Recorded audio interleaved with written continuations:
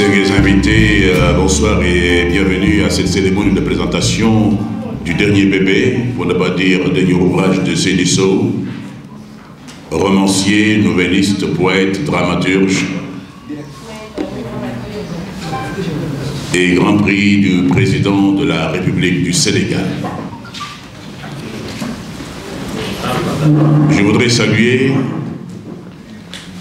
les membres du Présidium, Marie-André, qui est ici présente, qui a été la marraine du Salon du Livre de Thiès. Saluer M. Ibrahim Allo, directeur du livre et de la lecture. Notre très cher ami Emmanuel Bogoufaï, universitaire. Saluer également toute l'Assemblée. Le professeur Abdoulaye Mankan, ici présent. Romain, mon cher ami, monsieur le président, le nouveau président. Merci, docteur Djibril Diallo Falémé, que je salue au passage à côté de ma sœur, Annie. Ça va bien? Bah, si le masque pouvait baisser un peu. Oui, les photographes sont là. C'est pas une raison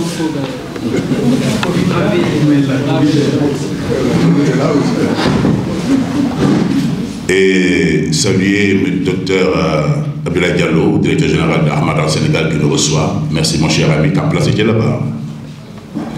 Mais c'est la même chose, c'est vous qui recevez. Ahmad al 500, merci d'être là aussi. Yeli, Fatou Yeli Faye, je voudrais saluer vraiment toute l'assistance. Et Dinou Itam Sama Djigendjouba, la grande cantatrice qui nous vient de Malikunda, du Théâtre National Daniel Sorano, Aram Kamara. Waouh, mon mot Oubigé Obinak, là nous commencé. Discussion. La régie.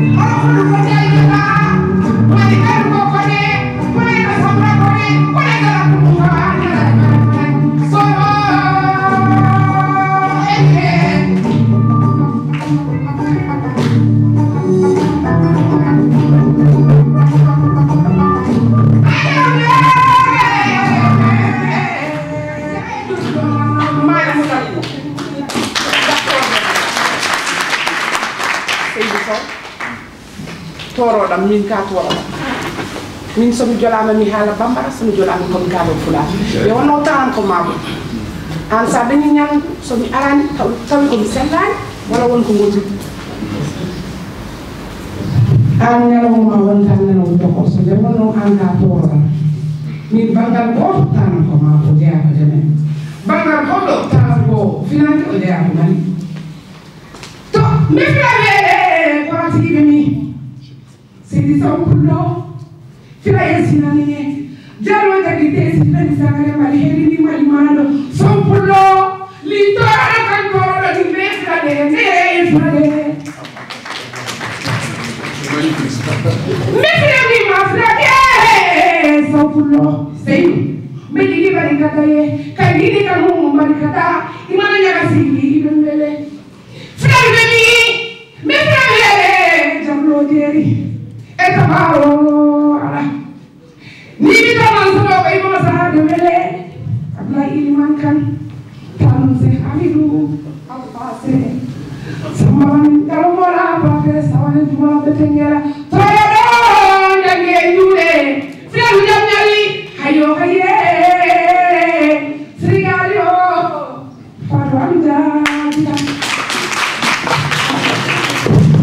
bëggee ma jàpp moo tax ma dagg ko tey. Merci beaucoup. Merci, merci Yaram Camara. Alors, pour le mot de bienvenue, nous allons inviter Dr Abdoulaye Diallo, directeur général de l'Harmattan syndical. Sous vos applaudissements, s'il vous plaît.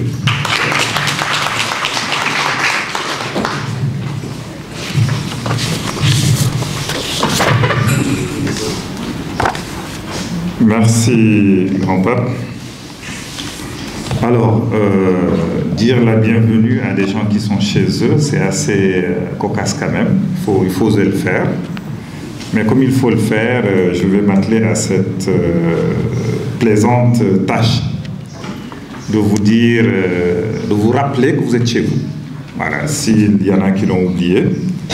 Mais c'est toujours un immense plaisir pour moi, en tout cas, de me tenir à cette posture pour dire mon plaisir de voir en face de moi des gens que j'aime beaucoup, des gens que j'apprécie beaucoup et des gens qui me font vivre. Voilà, et bienvenue à tous.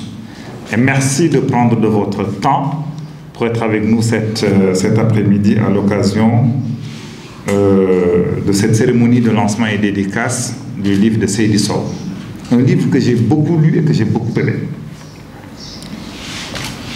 Je voudrais quand même distinguer dans ces remerciements le ministère de la Culture et de la Communication qui a bien voulu accompagner quand même l'édition de cet ouvrage par le biais de son bras armé qui est la direction du livre et de la lecture que dirige avec brio mon grand frère le professeur Ibrahim Lo, ici présent. Et à toute son équipe.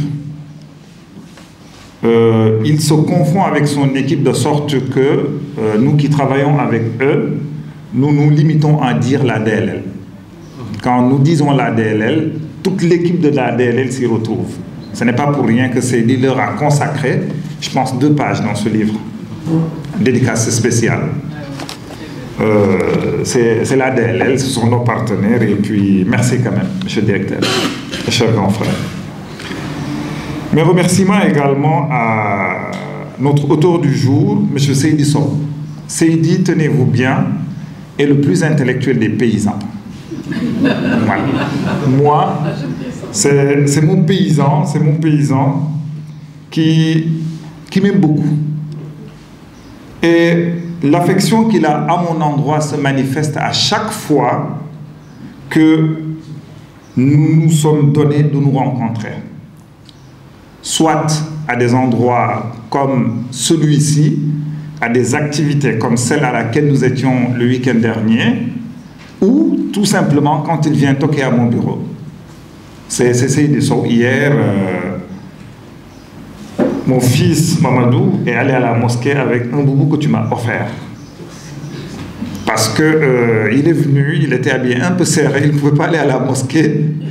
Et Seydi m'avait offert un très beau boubou. Je lui ai dit, ben, écoute, essaye celui-là. Il l'a essayé, il a retrouché les manches du pantalon. Et finalement, ça lui allait bien. Voilà. Comme quoi, ça ne nous rajeunit pas. Aujourd'hui, quand même, je vais me défroquer de mon manteau d'éditeur pour prendre ma toge d'universitaire. D'universitaire passionné de livres et de lecture, pour vous entretenir de mes sentiments, de mes sensations après la lecture de ce dernier opus de la grande et belle œuvre de Seydi Sow, L'étreinte du mal, qui est paru aux éditions L'Harmattan Sénégal en 2021. Je parle de grande et belle œuvre parce que, si besoin en est de le rappeler, Seydi Sow a maintenant une œuvre. Seydi a une œuvre. Une œuvre, c'est l'ensemble de ses ouvrages dans lesquels il cherche à continuer une aventure qui a commencé il y a très longtemps. Et bravo Seydi. Pour dire quoi? Après avoir lu le livre de Seydi Sow, il y a 4 siècles, Plus précisément, je suis un historien. Il me faut toujours camper le propos que je dis. Plus précisément, en 1774, à l'occasion de la foire du livre de Leipzig, Johann Wolfgang von Goethe, un des plus grands écrivains allemands, a publié un célèbre roman intitulé « Les souffrances plutôt du jeune Werther ». Dans ce roman, l'auteur y retraçait l'histoire d'un jeune homme du nom de Werther qui souffrait d'un amour impossible pour la jeune Charlotte. Et il va finir par se suicider, espérant qu'après ce suicide, il va retrouver un monde où ses rêves seront possibles. Ce livre va éblouir toute l'Allemagne à sa parution au XVIIIe siècle. Puis, toute l'Europe va tomber sous le charme de cette œuvre, le premier roman de Goethe. Et les lecteurs vont s'identifier tellement à ce personnage de Werther qui a fini par se suicider que plusieurs suicides vont se produire pour imiter le geste du héros principal de ce roman qui finalement fut censuré et interdit de vente. L'idée n'est point ici, vous vous en doutez bien évidemment, de défendre le suicide, mais de démontrer que l'art du romancier peut avoir un impact incommensurable dans la société des lecteurs. Et Les souffrances du jeune Werther, ce roman, est le symbole de ces romans qui impactent la vie réelle de leurs lecteurs.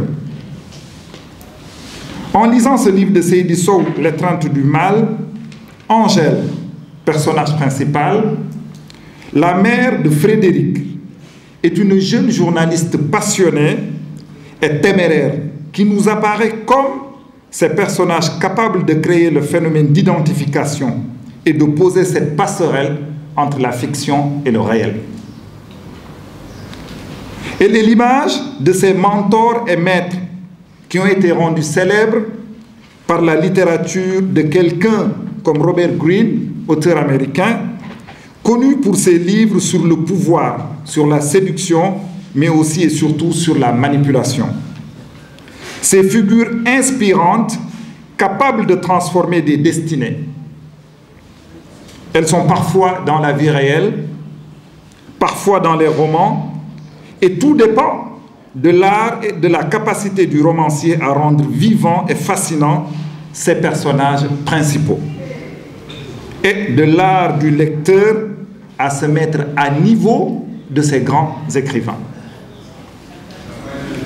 Il est vrai que les grands écrivains existent, mais la race des grands lecteurs reste à créer, en tout cas sous nos tropiques. Mohamed Bougar Sarr, prix Goncourt 2021, l'a si bien compris que lors de la dernière édition des Ateliers de la Pensée, qu'il, je parle bien de Bougar, se questionnait dans une réflexion intitulée « Ce que nous relie » sur l'idée d'une bibliothèque illimitée. Bref, quel impact doit avoir cette fois-ci le lecteur sur le livre et sur l'auteur qui lit? On n'est plus dans l'impact que le livre peut avoir sur le lecteur, mais quel impact peut avoir le lecteur sur le livre et sur l'auteur qui lit. Je vous parle aujourd'hui de littérature et d'impact, car nous sommes à l'ère du chiffre, de la mesure, de l'évaluation, et le livre a de puissants atouts pour impacter la société et transcender sa marginalité. Je sais de quoi je parle, parce que je suis en face d'une de mes maîtres qui a mis le livre entre mes mains et a du coup transformé ma vie. Mon père n'a jamais franchi l'école des Blancs, ma mère non plus. Mais aujourd'hui, je suis un universitaire. Tout ça est le fruit de cette capacité que le livre a de transformer les gens. Merci, Tantenne. Car il est vrai, avant tout un producteur de croyances, ce livre, et de valeurs, et ce sont nos valeurs qui oriente nos actions. Dire que Seydi Sow est un auteur de talent relève de la redite. Voilà comment, tenez-vous bien, il résume toutes les incertitudes de notre monde et de la manière dont celui-ci y a réagi pendant la pandémie que nous sommes en train de traverser. Je cite, c'est à la page 30 et 31. « Le mal envahit les gorges et déborde dans les poumons. En un temps record, il vous terrasse un homme de force herculéenne, envoie ad patres tous les vieillards. Son couteau est davantage aiguisé que sa victime est déjà sous l'emprise d'autres affections. À la destruction des poumons, le mal ajoute une fièvre, des maux de tête, une asthénie et une perte de l'odorat et du goût. Dans le premier temps, on s'emploie à soustraire les malheureux malades de la communauté. On les isole et on attend que leur organisme vienne à bout de leur mal ou que le mal vienne à bout de leur force. Le combat est par trop inégal. Alors l'on meurt par milliers. Dans les pays qui se targuent d'être à la pointe de la technologie, c'est l'hécatombe. On a le devoir de se redresser, l'obligation de faire face. L'adversaire ne peut défier l'intelligence de l'humain, insulter sa position de vicaire de Dieu sur terre. Rapidement, on parvient à distinguer ceux qui portent le virus bien avant que le mal ne se manifeste en eux. On sait comment il passe d'un individu à un autre. C'est tout. On ne sait plus rien. Bientôt, souffle sur la terre un ouragan de malheur. Des cités prospères aux villages démunis s'élèvent des spirales de tourbillons maléfiques qui envahissent les cours, les maisons, les humains, saccagent et dévastent les promesses du bonheur. L'humanité est à la veille des moments les plus terribles de son combat avec le virus et le meurtrier d'entre eux, le coronavirus ou Covid-19. Fin de citation, page 30 et 31. Angèle, dont le fils Frédéric est de l'autre côté prisonnier de l'océan et des murs néfastes de Wuhan, d'où est partie la pandémie de la Covid-19, est ballottée par la précarité de la vie, mais possède le magnétisme de ces personnages ancrés dans le réel et possédant des idéaux forts et qui, de ce mélange, affrontent toute incertitude du monde. C'est une journaliste qui est donc certes dans le feu de l'action, tiraillée par la roue des événements, mais qui ne se laisse pas faire pour autant, car sa vie intérieure est dense et ses réflexions incessantes. Son rapport à l'amour, l'amour de son fils, à la vie, à Dieu, aux hommes, montre un personnage dominant qui essaye de renverser le cours des choses. Il faut coûte que coûte sauver son fils coincé à l'autre bout de ce monde qui vacille. Il est dit à la page 261 du même texte, ce sont les idées, en corrigeant les mentalités, qui apportent les changements nécessaires dans les comportements et partant impulsent les conversions des sociétés. Fin de citation. Les livres, principales sources des idées, ne sont jamais gratuits. Ce sont des investissements que nous faisons pour ciseler nos valeurs, nos croyances, modeler notre rapport à la société, au monde et aux individus. Ces moments de lecture nous offrent des moments de définition où nous nous entraînons à choisir, à décider, à renoncer parfois, à délibérer à l'instar des personnages. Et ils doivent bien nous servir à corriger nos habitudes et nos rituels de pensée. Nous devons célébrer certes les grands écrivains d'impact, mais aussi les lecteurs impactés. Ces lecteurs qui ne referment pas les livres sans faire de compte. Ce livre de Seydi Sow est un guide du courage, une ode à la témérité. Il nous apprend à nous battre en toutes circonstances pour réaliser nos ambitions. En refermant ce livre, le lecteur n'y gagnera son retour sur investissement que s'il devient aussi courageux que le personnage, cette mère, et qu'il soit prêt à se battre pour le bonheur de ses proches. contre les injustices, contre la médiocrité, contre toute manipulation. Bref, se battre pour la vie et ce qu'elle a de meilleur à nous offrir.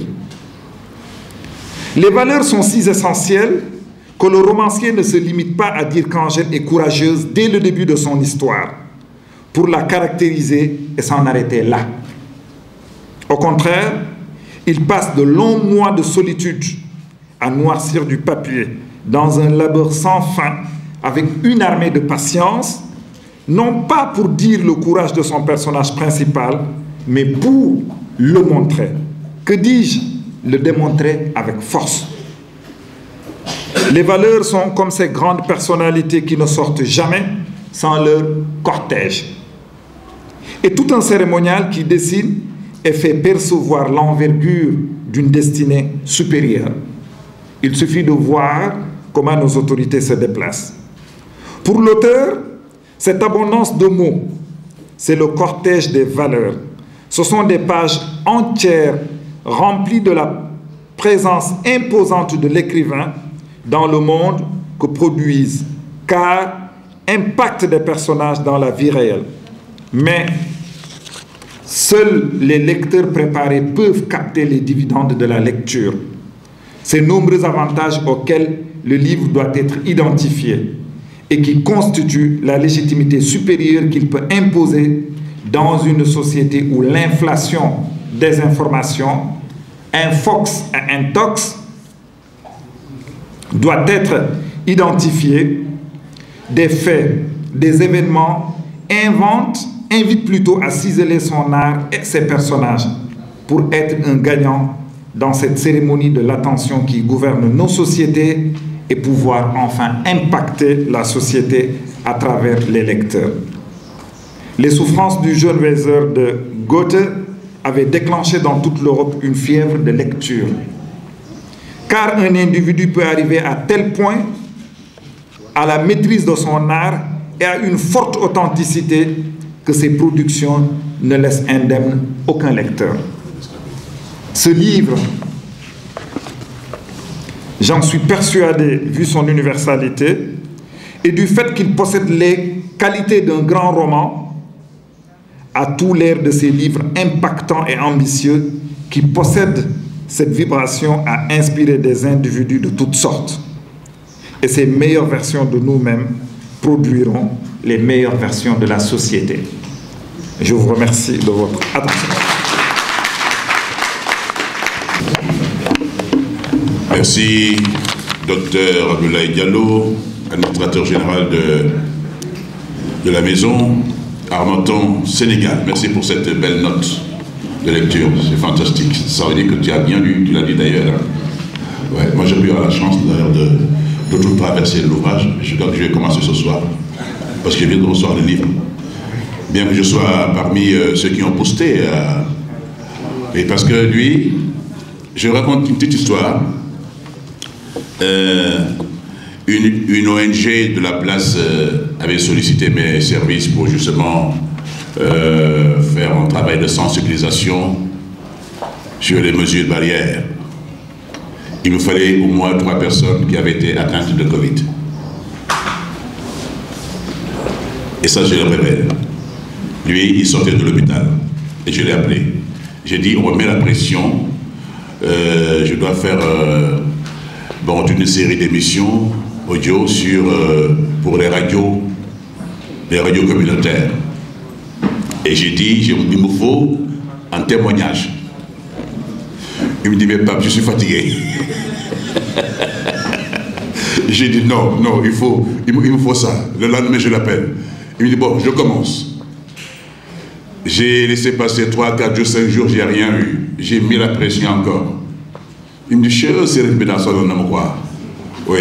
Et finalement, il a répondu à mon appel et c'était fantastique. Je pense que c'est passé, l'ouvrage est parti de là. De la même manière d'ailleurs, quand j'ai donné des cours à, comment ça s'appelle encore, côté ENA, des cours d'art oratoire, je lui disais, moi je voulais justement que tu écrives quelque chose sur une femme juge qui devrait prononcer un verdict contre une personne dont elle est follement amoureuse. C'est ce qui a produit Erdogan. Merci pour la disponibilité. Alors, nous allons écouter maintenant Dr Emmanuel Marofaye pour la présentation de l'ouvrage.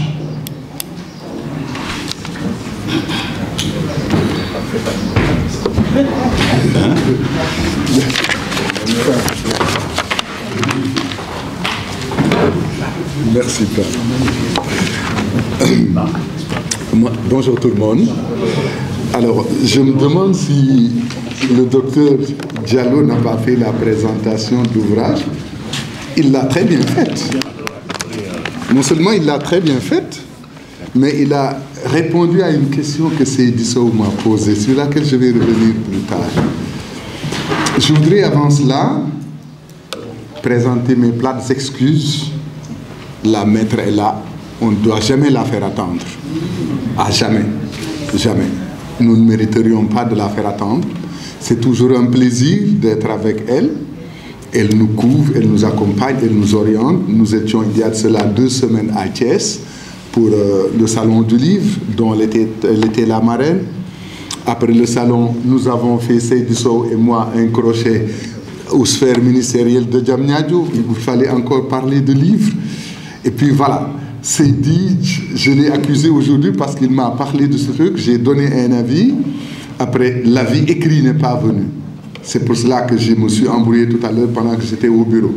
Parce qu'il faut profiter des fois de petits temps pour faire de petites choses, comme le directeur le dit souvent. Ce livre, si je vous dis comment il est entré dans mes mains, comme tous les livres de Seydi Sow d'ailleurs, quand il finit son livre, il me dit, mais Emmanuel, voilà le truc, il est là. Il ne dit même pas le livre. Il me dit, voilà le truc, il est là.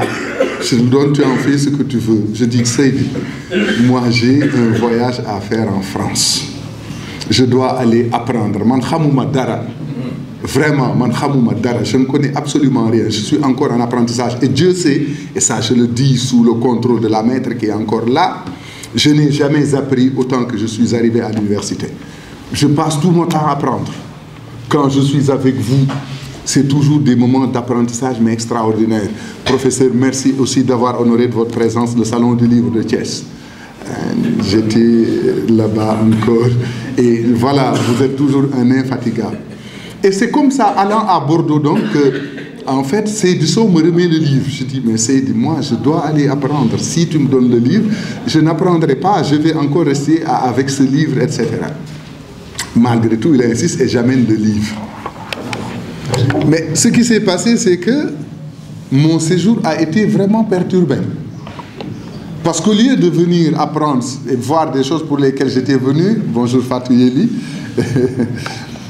je me mets subitement à ouvrir le livre, ce que j'avais commencé dans l'avion. Et donc, c'était plus possible d'arrêter. Pendant 15 jours, j'étais là pour faire des recherches à l'Université de Bordeaux, à l'ESPE. Comme je suis voilà, enseignant-chercheur, je fais des recherches sur les questions d'apprentissage et d'enseignement. J'étais venu pour faire mon boulot, mais finalement, je traîne le livre de Seydi Sow partout. Il me suit partout parce que je découvre subitement, ou bien je reçois la confirmation de Seydi Sow que, eh bien, voilà un moment pendant lequel l'humanité entière a tremblé d'un seul frisson. C'était ça la grande leçon que je recevais immédiatement, en fait, de ce livre qui est L'étreinte du mal. L'humanité entière, de la Chine en Afrique du Sud, de Ushuaïa au Nouveau-Mexique, ou partout, l'humanité a tremblé d'un seul frisson parce que le coronavirus est arrivé et jusque-là, on ne savait pas où donner de la tête, justement, Annie. Et alors, je me dis, mais tiens, qu'est-ce que c'est que ce livre et vers où va-t-il encore mener Seydi Sow? Parce que j'ai lu tous ces livres peut-être, mais c'était des livres qui généralement, malgré la profondeur et l'intérêt qu'il y avait à les lire, et surtout le goût dans l'écriture qu'on leur trouvait à son écriture, c'était un livre qui nous, cette fois, ne nous plongeait pas, mais il nous étalait littéralement sur toute l'humanité. Parce que la question de la Covid est une question qui a traversé toutes les sphères. Et en un temps record, un événement inédit qui prend des proportions jamais égalées en un temps record et qui est contingent, il est en train de se dérouler et tous les jours de nouvelles découvertes se font et en même temps, c'était ça le plus difficile, les fake news en fait prennent le pas, concurrencent profondément la réalité et surtout les avis des scientifiques. Et donc, la chose devenait assez complexe et compliquée. Abdoulaye, vous avez parfaitement raison. C'est un livre qui, pris comme élément de fiction, nous plongeait au cœur de la réalité en tant qu'il rompait, en fait, tout lien, toute possibilité d'indifférence, quelle que soit la couleur, quelle que soit l'origine, quelles que soient les aspirations. Nous sommes tous dans la même barque de la Covid. Et que faire? Seydou nous propose à cet effet une héroïne. Merci de cela d'ailleurs. Merci maman. Merci de nous proposer cette héroïne. Parce que cette héroïne a un poids lourd sur la conscience. Elle a fraudé pour que son enfant puisse bénéficier d'une bourse de la République du Sénégal et malheureusement se retrouver dans le cerveau du monstre, c'est-à-dire en Chine. Mais en même temps, l'héroïne doit déployer toute son énergie, non seulement parce qu'elle porte la responsabilité individuelle d'un fils qu'elle a envoyé dans l'antre du mal et certainement de la mort, mais son travail de journaliste la confronte tous les jours, en fait, aux affres de la réalité journalistique, mais surtout d'une journaliste qui a choisi une ligne éditoriale, mais à la limite, je ne dirais pas dure, mais très indépendante. Je pense à cela aux écrits de Rahmatou, qui sortent carrément de tout tracé, okay, et qui se dit, moi, j'y vais, malgré les intimidations, malgré la pression politique, malgré le pouvoir qui fait peser sur moi beaucoup de pression, et ce que j'ai dit tantôt, malgré la fraude que j'ai eu à opérer, avec le risque d'être découverte un jour et naturellement d'être couverte d'opprobre. Et donc, Angèle accepte le corps à corps avec la réalité. Elle n'hésite pas à affronter les autorités de jour comme de nuit. Elle se dérobe des fois au contrôle, elle se dérobe à tout pour pouvoir apporter quelque chose comme la bonne nouvelle. Et de très bons passages, de très beaux, dans lesquels on retrouve Angèle se repentant, allant retrouver ses parents, avec qui elle avait coupé le lien depuis très longtemps, pour se dire, eh bien, pour mon saut vers l'inconnu, je dois faire la paix avec moi-même. Et faire la paix avec moi-même, c'est faire la paix avec mes géniteurs et avec ma famille. Avant de me lancer maintenant dans le saut vers l'inconnu, parce que rentrer dans la Covid, c'est rentrer dans un saut vers l'inconnu. Et c'est ainsi donc que la pauvre dame, mais vraiment très brave, nous livre les secrets des arcanes d'un pouvoir où l'on négocie, où des fois même les négociations se font sur le dos de la vérité, parce qu'également, en même temps qu'il faut gérer une pandémie, il faut gérer également la sensibilité d'une opinion publique qui est marquée par des représentations qui sont très fortes, faisant de la Covid tantôt une affaire de gens riches qu'ils ont apporté à des pauvres, tantôt une affaire de mécréants qui ont apporté le mal à des croyants, tantôt une affaire de gens qui ont décidé de faire une conspiration pour contrôler le monde. Et c'est là où moi je me suis posé la question, et la question que Seydi Sow m'avait posée et revenue à laquelle Abdoulaye Diallo a répondu tout à l'heure. Diallo disait, enfin, Seydi Sow a maintenant une œuvre. Et il dit que Seydi Sow est un auteur de talent. Ok? Pourquoi je reviens à cela? C'est parce qu'après avoir lu le texte, Seydi Sow m'a demandé de le lui renvoyer à Dakar, pendant que je devais encore rester en France. Et comme il sait le faire, Seydi Sow, quand je lui envoie le livre, il me dit, Emmanuel, je vais te poser une question simple et je veux une réponse très claire. Je dis, je t'écoute Seydi. Est-ce que tu penses que moi, Seydi Sow, je suis un écrivain? C'est comme ça qu'il me pose la question. Est-ce que tu penses que moi, Seydi Sow, je suis un écrivain? Bonjour ma chère dame. Mes hommages. Ok? Bonjour Alsan aussi. Je dis, oh Seydi, tu sais, hein, un écrivain, c'est quoi après tout? Nous en reparlerons plus tard quand je reviendrai à Dakar. Et je lui envoie le livre tout en continuant mes méditations au point que ce livre m'en a inspiré un autre. Moi-même, ce que je n'ai jamais dit, c'est dit. Je suis en train d'écrire un livre dont, en grande partie, vous avez été l'inspirateur. Comme Pape Faye, du reste d'ailleurs, mon ami et frère, a été votre inspirateur. Oui, c'est parce qu'au début de la Covid, j'ai eu le malheur et la grande responsabilité d'avoir mon père qui est tombé malade. Dieu ait pitié de son âme. Et je l'ai amené à l'hôpital Saint-Jean-de-Dieu. Quand j'arrive là-bas, tout le questionnaire du médecin est orienté vers une seule préoccupation. Il veut me faire avouer que le vieux est atteint de la Covid et j'ai l'intime conviction qu'il n'en est point. Ils feront tout le rituel, tous les tests, etc. Le vieux rendra l'âme entre mes mains, mais le test a été finalement négatif. Il n'a jamais été atteint de Covid. Jamais. Jamais. Jamais. Et ça va être une étape très marquante de ma vie et pendant ma vie en France surtout. Parce que ça, c'était au début de la Covid. Je me retrouve en France. Vers la fin de mon séjour, je perds mon jeune frère. Non. Je perds mon jeune frère qui était là en année de master. Il devait faire un master 2. Et je reviens pour voir Seydi Sow. Quand je vois Seydi Sow, je me rends compte que j'ai lu un texte à peu près de 370 pages avec un prologue, un épilogue, 18 chapitres qui ont fixé en fait mon attention de lecteur. Parce que j'ai dit, je ne sais pas comment, maman, vous m'avez embarqué dans cette histoire de livre. Si c'était à refaire, peut-être je vous dirais non, laissez-moi tranquille.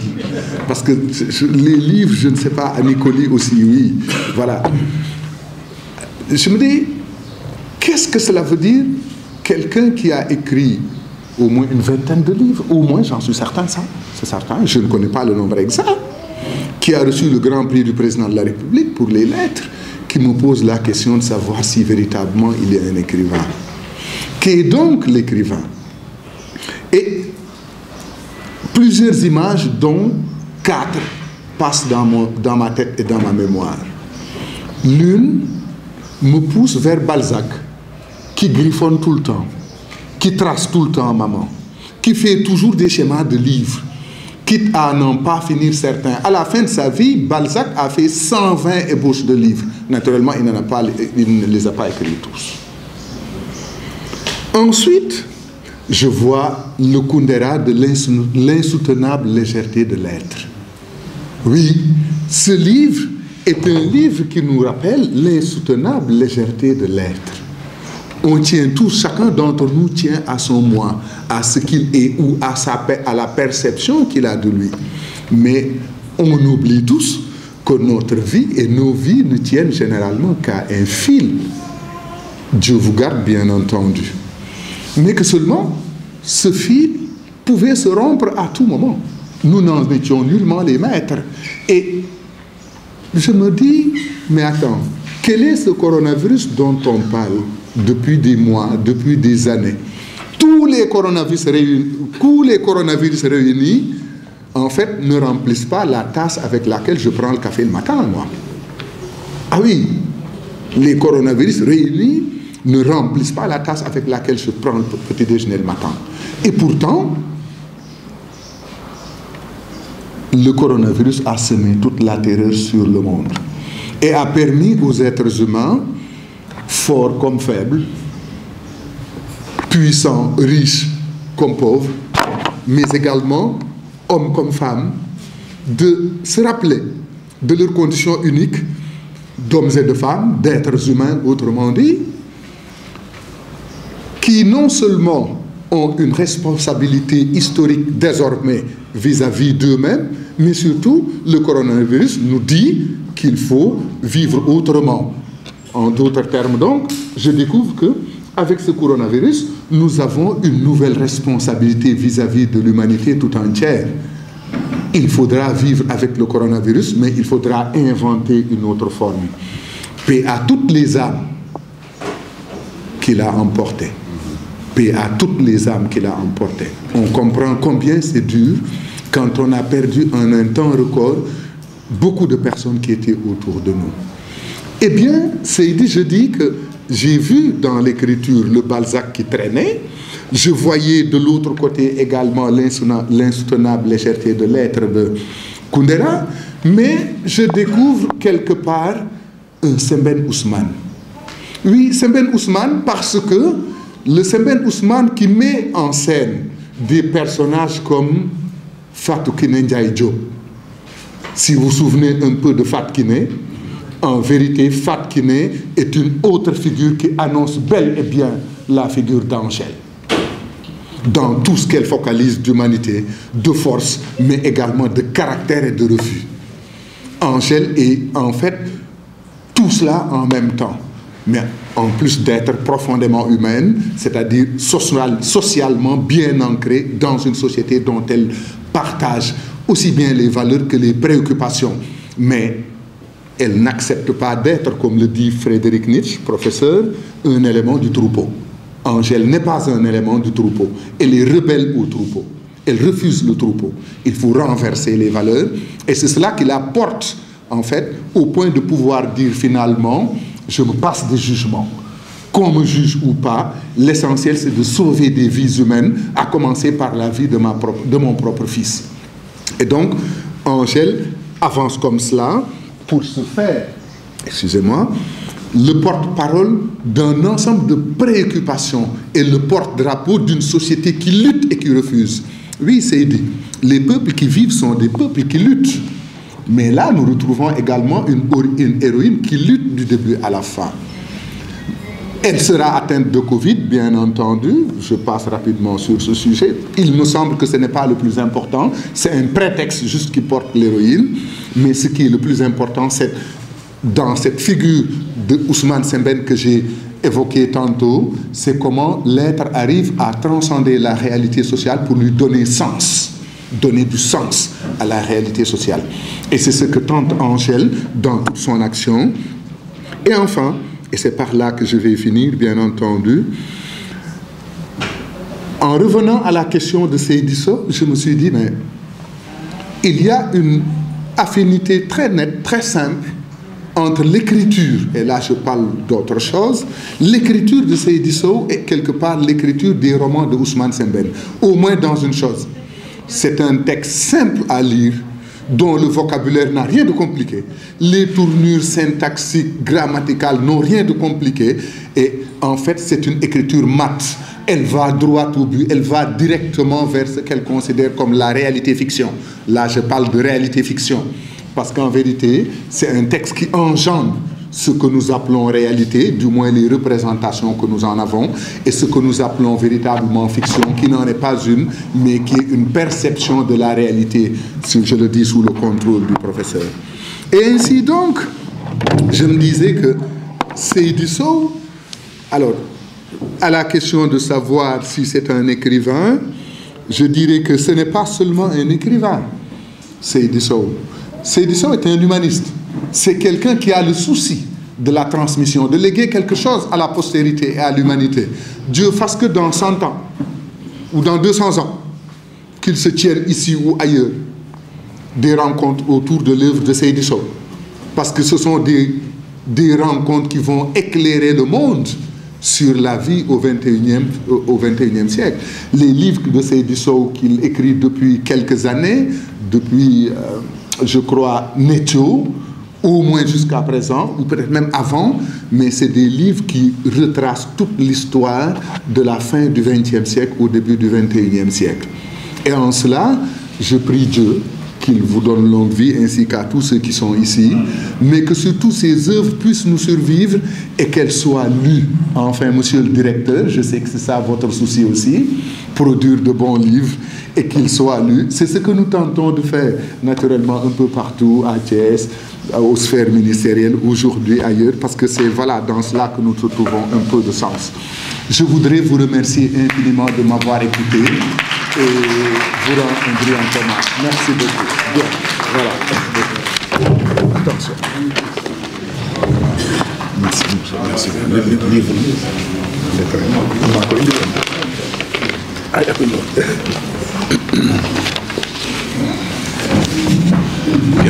chopé mon bouquin. Voilà. Voilà. Il n'est pas dédicacé. Merci beaucoup, Emmanuel. Fantastique. Oui, c'est à la fois une belle note, mais aussi un plaidoyer extrêmement émouvant quand vous avez évoqué la mort du vieux et celle de ton jeune frère. Paix à leur âme. Merci beaucoup. Alors, nous avons un marabout dans la salle. C'est le marabout de El Hadji Seydi Sow.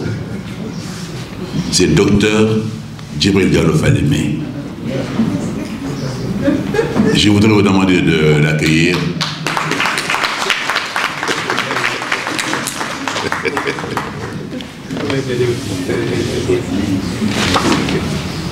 On va régler ce débat tout de suite. Bonsoir. Professeur Abdoulaye Eliman Kane, André Marie, dont j'ai eu l'honneur et le plaisir d'être un des étudiants avec mes cheveux blancs, donc son travail au Sénégal ne date pas d'aujourd'hui. Nous sommes tous passés entre ses mains. Et moi, j'ai le deuxième honneur d'être son petit frère. Voilà. J'en suis honoré, j'en suis fier.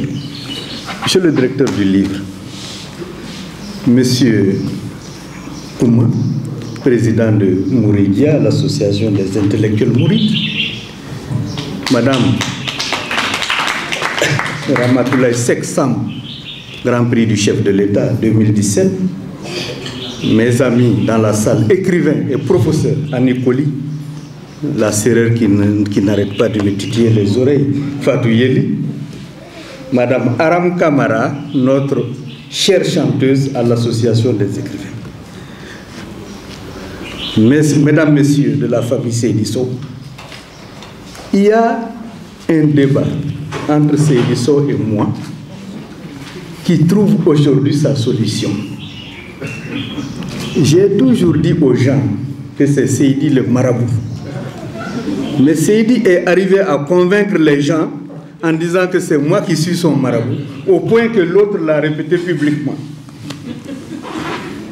J'ai beau dire à des témoins, voyez, entre le marabout et le talibé en Afrique, qui porte le mbarama?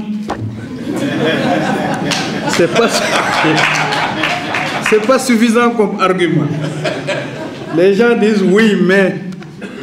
Bon, un grand musicien malien, Idrissa Soumaoro, a dit, quand on dit une belle phrase, quand on dit ensuite mais, c'est pour détruire la beauté de la chose qu'on a dit. Je crois. Ils disent oui, mais aujourd'hui c'est clair. Seydi m'a appelé et m'a dit de le présenter. J'ai voulu, il m'a dit Ndegel. Qui donne le Ndegel? Voilà, donc le débat est là aujourd'hui. C'est clair désormais, Seydi, que c'est toi le marabout. Non, pas économique. C'est le marabout. Alors, j'ai l'honneur de bénéficier de l'honneur par Seydi Sow de le présenter. Mais là, il me prend au dépourvu. Parce qu'il m'appelle, il me le dit tout de suite. Bon, on a des liens qui font que, quand on me réveille de sommeil, je dois pouvoir le présenter. Ça, c'est lui, Seydi. Seydi Sow, nous sommes nombreux à l'association des écrivains du Sénégal, mais Seydi Sow est un écrivain particulier, très prolifique. Je crois qu'il n'a pas écrit moins de 20 livres. Et ce n'est pas des livres de 10 pages, 20 pages, c'est des livres comme ça. Un jour, je lui disais, Seydi, est-ce qu'il ne t'arrive pas d'avoir mal à la tête fréquemment? Je me posais cette question. Mais je sais que ces risques sont évacués parce qu'il est lui-même un homme de la santé. Donc il prend toujours ses précautions pour que cela n'arrive pas. Cela peut arriver à nous autres si on essaie d'écrire beaucoup de livres comme il le fait, de gros livres. Seydi, permets-moi de le dire, tu as touché à tous les genres. C'est sa première force. Seydi est romancier, Seydi est poète, Seydi est dramaturge, Seydi est essayiste. Et aujourd'hui, Seydi est biographe. Et aujourd'hui, Seydi publie un récit. Bon, quand on se retrouvera, il va me dire pourquoi, au Dara, pourquoi le marabout qu'il est passé du romancier à quelqu'un qui fait un récit. Mais tous ces livres que j'ai eu à lire, chacun peut être appelé un chef-d'œuvre.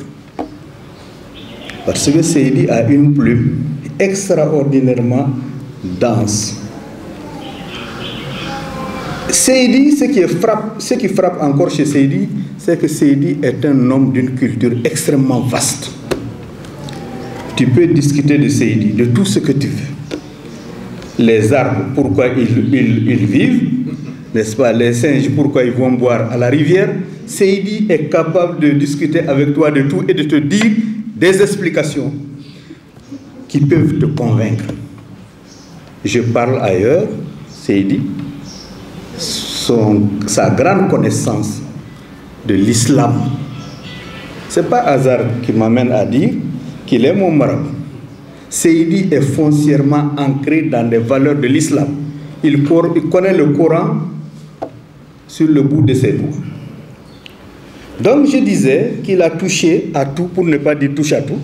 Il a touché à tout les genres de la littérature produite chez nous. Il est grand prix du chef de l'État en 1998 avec son roman La Reine des Sorciers. Mais Seydi a eu l'occasion de me faire frémir, moi, dans un long poème qui s'appelle Inayel. Inayel qu'il a publié il y a quelques années et dont il m'a fait l'amitié de faire la préface il y a 5 ou 6 ans en arrière. C'est là-bas où on découvre un autre talent du romancier, grand prix du chef de l'État, c'est que c'est un poète. Et un poète qui sait émouvoir effectivement son lecteur, tellement Inayel est beau. Seydi ne s'arrête pas là. Il est aussi dramaturge, vous ai-je dit. Je pense qu'on a donné tout de suite une de ses pièces de théâtre où il amène les gens au procès, ergo sum, n'est-ce pas? Mais aussi, il est arrivé à me frapper, enfin, à attirer mon attention avec une pièce de théâtre qui s'appelle Le troisième du couple. Une histoire extraordinaire. Vraiment, il faut être Seydi Sow pour penser comme ça, imaginer comme ça. La stérilité dans un couple, on fait appel aux frères du mari pour aider à régler dans la discrétion la question de l'enfant dans ce couple-là. Ça, vraiment, c'est des questions posées par notre société. C'est des questions posées à la plupart des sociétés africaines où les femmes n'ont pas la chance d'avoir des enfants. Qu'est-ce qu'il faut faire? Les deux s'aiment. Si vous permettez, je vais vous rappeler une petite histoire. Taboulé, le grand chanteur zaïrois, a chanté une chanson, permettez-moi le pléonasme, qui s'appelle Sarah, dans lequel un couple de gens se sont mariés au bout de 10 ans, ils n'ont pas eu d'enfants. Et au Zaïre, je parle sous le regard de Ramatoulaye, qui connaît ces régions-là, c'est très très pointu comme problème quand les gens n'ont pas un enfant, mais ils sont obligés d'aller au divorce. Mais ils s'aiment encore. Ils ont décidé d'organiser un grand bal de divorce, auquel ils vont inviter leurs amis. Vous voyez? Et c'est comme ça qu'ils ont réglé leurs problèmes. Le divorce a lieu, mais ils se sont quittés dans l'amitié, dans la joie, après le bal. Donc, Seydi a posé ce problème dans le troisième du couple. Seydi est aussi biographe. Un livre plus gros que celui-là a été consacré par Seydi à Thione Seck, Nethiou. Un autre à Mbalo Diacham, son compagnon de combat. C'est dire que Seydi ne s'arrête pas ne s'arrête pas à faire de la fiction. Il fait aussi une sorte de promotion des gens qu'il a eu à admirer. C'était le cas de Thione Seck, paix à son nom. C'était le cas de Mbalo Diacham aussi, qui a été pendant longtemps, qu'il est encore le premier responsable du syndicat de la santé au Sénégal. Seydi ne s'est pas arrêté en tant qu'écrivain, il est aussi éditeur. C'est-à-dire quelqu'un qui, après avoir convaincu le monde qu'il sait écrire et bien écrire, a décidé maintenant d'aider d'autres plus jeunes que lui à devenir des écrivains. Parce que c'est ça le rôle d'un éditeur. Et sa maison d'édition, Salamata, ce n'est pas mon ami Oumar Foutiouba qui va me démentir, Seydi a aidé beaucoup de jeunes écrivains à être connus sur la place de Dakar, la place littéraire. Tout cela fait que, depuis plus de 10 ans, Seydi occupe le poste de secrétaire exécutif de l'Association des écrivains du Sénégal. C'est-à-dire, tout ce qui vient, tout ce que nous allons faire, chacun de nous occupe un poste, mais ça ne sera fait que lorsque ça passera par la coordination de Seydi. Voilà un peu qui est Seydi Sow. Dans nos discussions, quand la Covid est venue, puisque le livre parle de ça, il vient de me faire l'amitié de me l'offrir. Quand la Covid est venue, tout le monde dit la Covid, la Covid, la Covid. J'ai vu mon marabout avec véhémence taper du poing sur la table pour dire pourquoi on féminise le mot. Il était l'un des rares intellectuels sénégalais à poser ce débat. Nous avons tous dit la Covid, la Covid. Lui, il dit non. Mais pourquoi on dit la Covid, pas le Covid? Il ne voit pas. Surtout que le mot était suivi du chiffre 19. Il dit, mais je ne comprends pas. Et il a posé ce problème dans tous les débats où nous avons eu à parler de cette maladie, dans nos conférences, nos panels à l'association, etc. Et il n'a pu convaincre qu'une personne, je crois que c'est moi, parce que moi-même, je ne vois pas pourquoi on doit dire la Covid. Il faut qu'on me convainque de cela. Je pense, Marabout, que ça, je suis encore à ton école coranique, il faut qu'on nous convainque de cela. Donc, l'un dans l'autre, je ne vais pas trop monopoliser la parole. Je le remercie de m'avoir donné la parole ici, au moment où la communauté intellectuelle lui rend l'honneur. Je me méfie du mot hommage. Il y a l'anaïr, parce que ça c'est lié à quelque chose dans la mentalité au Sénégal. Au moment où la communauté intellectuelle l'honore, qu'il m'honore pour que je parle en son. Voilà Seydi, ce que Dieu m'a demandé de dire, Anton. Et merci, que Dieu te permette d'aller encore plus loin, encore plus loin, encore plus loin. Mangi Sagana. Merci. Je voudrais, s'il vous plaît, deux personnes qui ont accompagné, je m'excuse vraiment, qui ont accompagné ma production littéraire. Je ne peux pas ne pas donner aujourd'hui ces cadeaux de manière solennelle à ces deux personnes. Et je le dis ici, je n'ai pas d'autres mots pour les remercier. Il s'agit du directeur du livre qui, chaque fois que je voudrais aller en résidence d'écriture, et Dieu sait que presque chaque année, je viens solliciter cette résidence d'écriture, il me le permet, dans la discrétion, à partir en résidence d'écriture. Et là où je veux, très sincèrement, dans sa discrétion, et c'est grâce à lui que je vais me cacher et écrire. Si je produis ces deux livres, c'est à cause de lui. Et l'autre, parce que je suis quelqu'un qui, peut-être chaque année, je pense, vient taper à sa porte, il a dit, je suis son paysan, en lui amenant un gros tas de papier comme ça, en disant ça, je voudrais que ça sorte dans ta maison. Il me dit, ah, je dis non, il faut que ça sorte. Parce que moi, tout ce que je produis maintenant, c'est toi mon accoucheur. C'est toi qui m'as fait. Et ces deux personnes, je voudrais vraiment ici, Inch'Allah, leur offrir des cadeaux. Je voudrais demander à mon homonyme de prendre le cadeau du directeur du livre. Le directeur du livre, c'est là-bas. Monsieur Lo. Monsieur Lo, c'est en bas. Monsieur Lo, puisqu'il faut te remercier, je n'ai d'autre choix que ma voix. Voilà.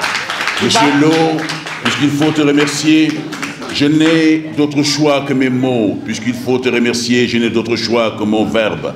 Puisqu'il faut te remercier, je n'ai d'autre choix que ce mot simple et si beau, sublime, merci. Ça, c'est Seydi Sow.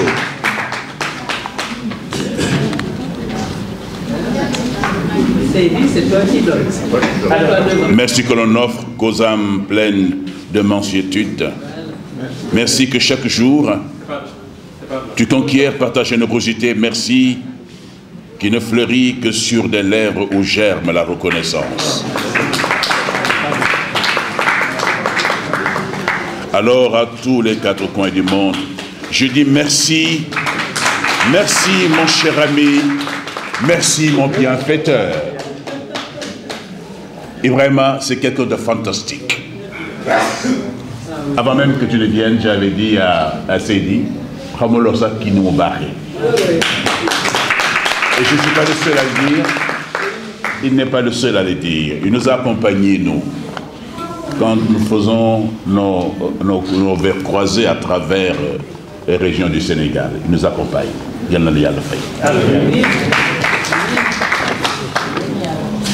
Merci, Pape. Je ne sais pas par quel bout commencer. Vous imaginez l'émotion.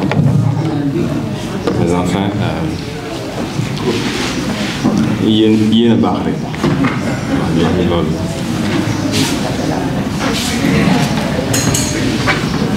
Je ne sais pas quel mérite nous avons à la DLL, moi en particulier. On essaie de faire notre travail, c'est tout. Je dirais quand même un mot de l'auteur et de son éditeur, en commençant par l'éditeur, Ablaye. Il fait de bonnes choses et je crois qu'il rend de très grands services à la culture de ce pays. Je suis très bien placé pour le savoir et le dire. En une décennie, il a enrichi de façon remarquable la vitrine éditoriale de notre pays. Et vivement que son entreprise continue à prospérer. Parce que ce qui se vend bien et qui vend bien notre pays, ce n'est pas le gaz, ce n'est pas le pétrole, c'est sa culture. Seydi, je ne sais pas trop quoi dire après tout ce que les gens ont dit.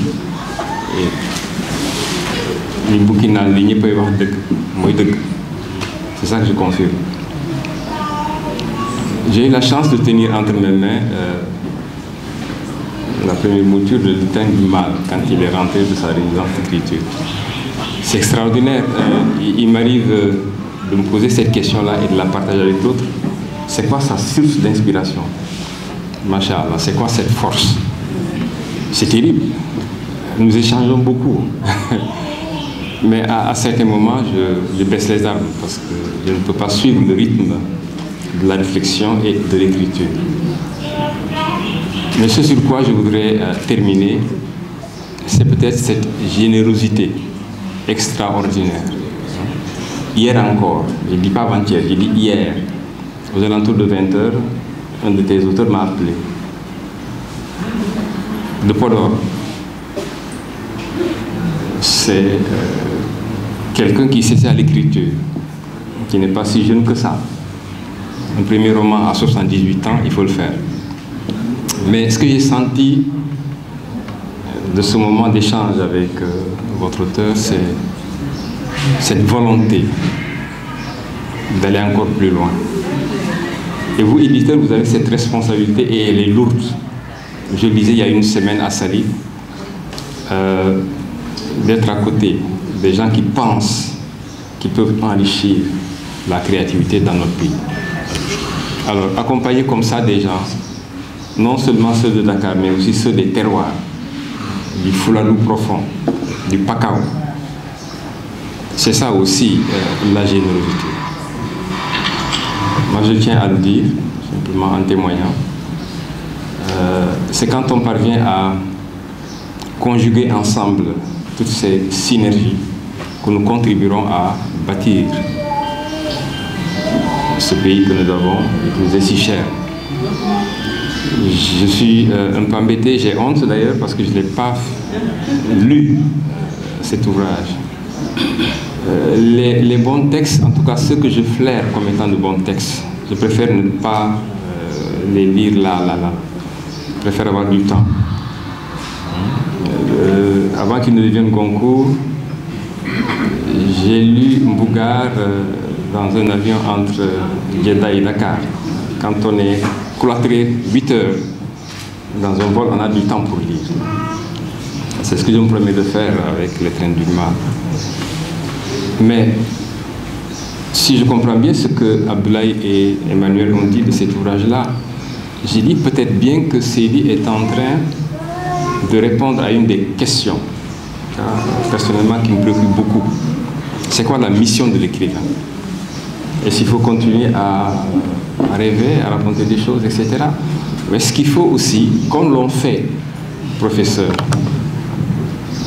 toute cette génération de grands intellectuels qui, à la fin des années 40, ont accompagné en l'éclairant ce fort mouvement de prise de conscience qui allait déboucher sur les indépendances. Il y a beaucoup d'agendas que l'Union africaine est en train de mettre en œuvre, au moins au plan intellectuel. On nous projette l'Afrique d'ici à 50 ans. Les experts disent que c'est le continent de l'avenir. Moi, j'aimerais bien savoir quel est le positionnement que les écrivains d'aujourd'hui, comment ils se voient pour accompagner cette Afrique-là. Alors, si tu as pris la peine d'interroger notre vécu quotidien à travers les craintes du mal, j'ai dit, tu es en train de répondre peut-être à cette problématique. Elle est essentielle. Le Covid nous a fait beaucoup de tort, ça c'est clair. C'est cela la volonté de Dieu aussi. Mais je crois que, comme Emmanuel l'a dit, il nous a éclairés. Au moins, un des services qu'il nous a rendus, c'est d'être moins superbes, de comprendre que nous étions des êtres intrinsèquement limités et que la solidarité humaine est à réinventer. C'est heureux que les trains du mal peut-être nous donnent l'opportunité de penser à réinventer ces solidarités. Voilà. Puisqu'il fallait dire un mot, c'est celui-là que je voulais délivrer, vraiment en te félicitant, en félicitant ton éditeur et en remerciant tous ceux qui ont pris la peine de m'écouter. Merci.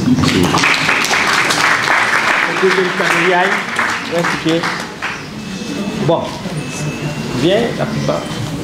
Bon, Abdoulaye Diallo, c'est des balles.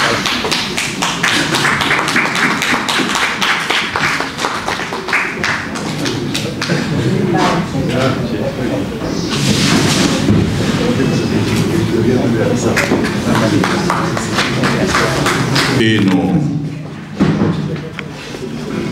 nos jeunes artistes qui nous viennent de la banlieue, les espoirs de la banlieue, s'il vous plaît, avec Bachir.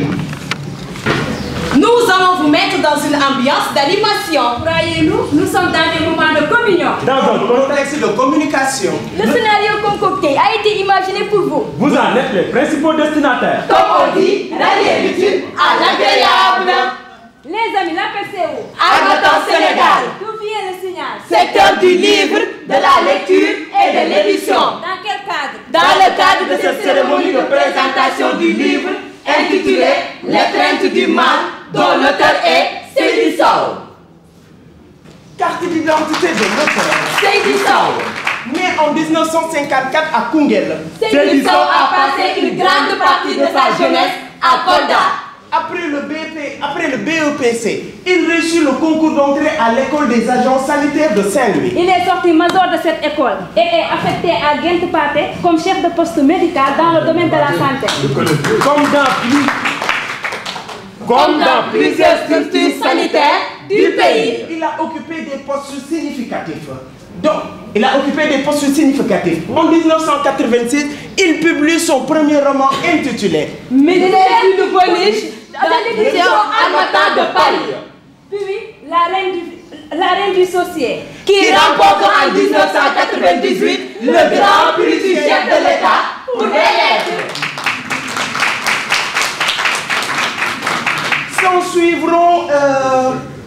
S'en suivront au fond du puits. Roman. La lumière est en nous. Nouvelle. Qui sera transformée en pièce de théâtre par la troupe Les Sept Cousses. Et jouée sur les plaques de Daniel Sorano.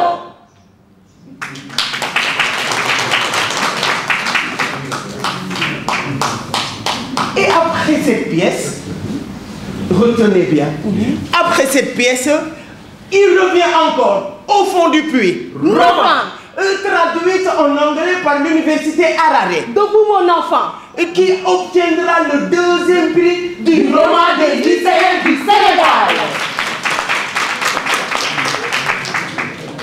Depuis 2002, Seydi a créé sa propre maison d'édition nommée les éditions Salamata.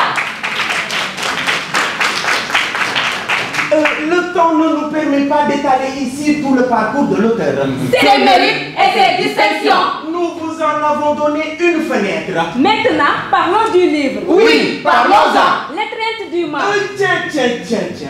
Cher public, retenez bien, ne comptez pas sur nous pour vous révéler tous les secrets du livre.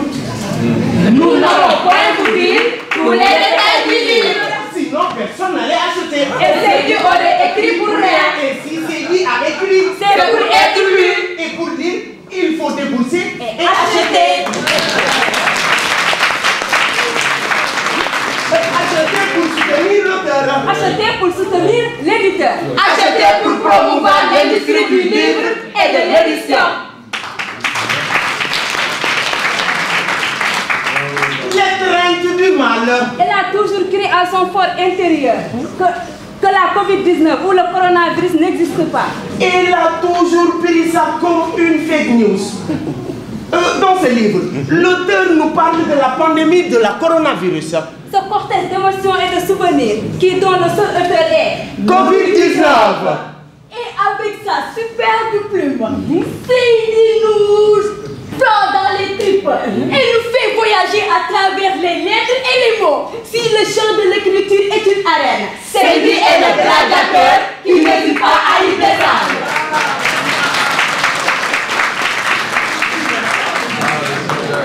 Muni d'une plume exceptionnelle et d'inspiration qu'il met au service de sa population. Le doyen Seydi reste une fierté sénégalaise de ce qu'il incarne.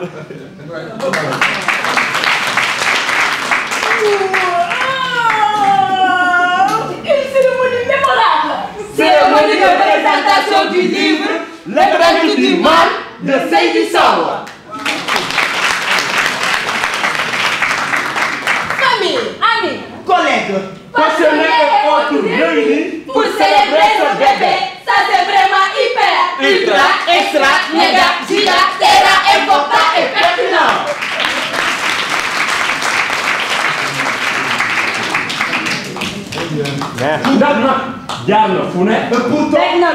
Et pourtant il est parti de rien.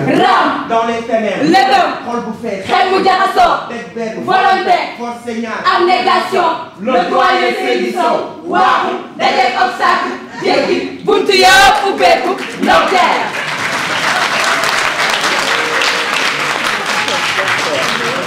Le début du commencement. Mon sabot. Il n'a jamais choisi la facilité. La persévérance, il a choisi. Du berceau au cercueil. Il y a un parcours du combattant. Le doyen Seydi Sow gëm ko. Naissance. Croissance. Conscience. Maturité. Production. Réalisation. Consommation. Sagesse. Retour au calme. Le parcours de la vie. C'est aussi un parcours de défis. Des obstacles à franchir. Des objectifs à atteindre. Des rêves à concrétiser. Des échecs à assumer. Des victoires à célébrer. Bref, des expériences à capitaliser. L'être humain. L'homme ou la femme. C'est les 3 P. Un projet de vie, une politique de réussite dans un élan de patriotisme. L'adjectif travailleur qualifie le doyen Seydi Sow. Dignité, le possède. Tey jii, cher doyen Sow Pulo Ardo, borom nagat newi, jom ki ne kecce galaji kodi.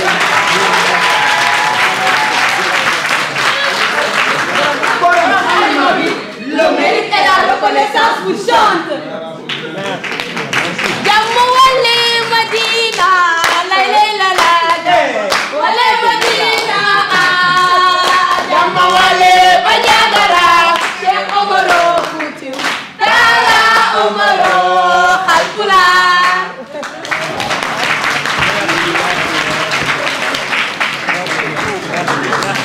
Papa Seydi Sow, notre confiance la plus grande n'est pas que vous soyez à la hauteur. Notre confiance la plus grande, c'est votre motivation et détermination pour servir. Servir dans l'endurance, dans la patience, dans la persévérance et dans la maturité.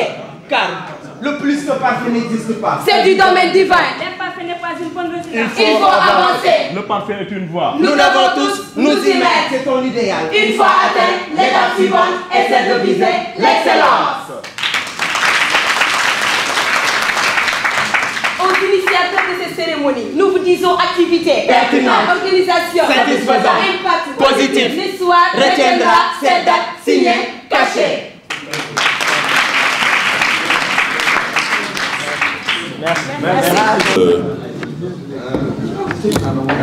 Je voudrais tout simplement rappeler que le troisième du couple, évoqué tout à l'heure par Dr Djibril Diallo Falémé, a été joué au Grand Théâtre National de Ndiaye Coumba Rose, devant un large public. Et également, nous avons fait une adaptation radiophonique, de même que La Reine des Sorciers. Voilà. Maintenant, nous allons donner la parole à l'auteur. Oui. Hein? Bon, si on suit le protocole, c'est l'auteur. Ou bien on met Fatou Yeli. Et pendant le mois de Ramadan, je ne déclame que sur le prophète sallallahu alayhi wa sallam. Et pour commencer, le vent te chante, Mustapha. Quand le monde est dans la tourmente, quand les mosquées, églises et synagogues sont fermées, quand chacun se confine et s'inquiète, le soleil continue à briller. La lune et les étoiles sont au rendez-vous chaque soir.